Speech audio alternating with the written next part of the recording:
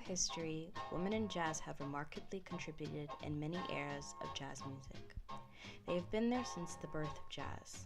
And while legends such as Billie Holiday, Bessie Smith, and Ella Fitzgerald were strong artists that generally represented female jazz artists, there were also many other female artists that were living in the shadows and somehow almost forgotten. With women's suffrage at its peak, the 1920s was a time when women began to make a statement in society. Women seeking for equality, the right to vote, and to be able to express themselves. Jazz was on the rise, and it was time for female artists to express their creativity and show their capability just as much as men did so. Levy Austin was an American born in Chicago in 1887.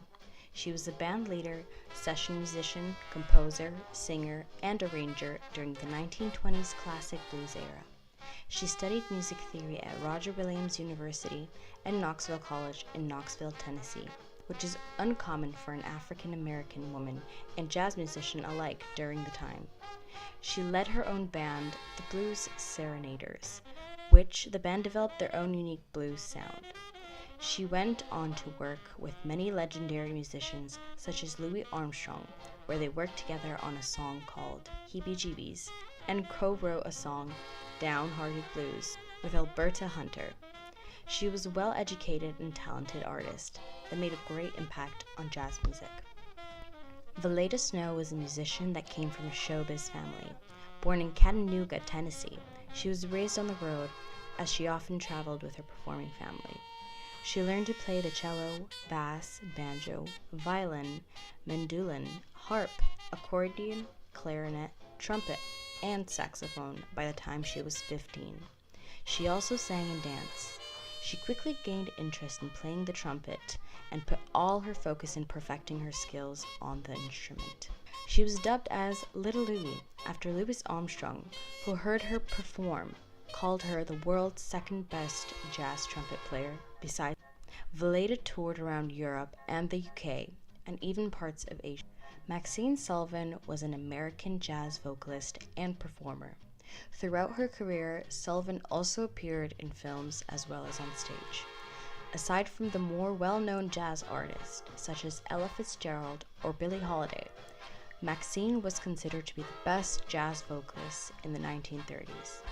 She performed at many of the New York's hottest jazz spots, such as Rubin Blue, the Village Vanguard, and Blue Angel, and the Penthouse.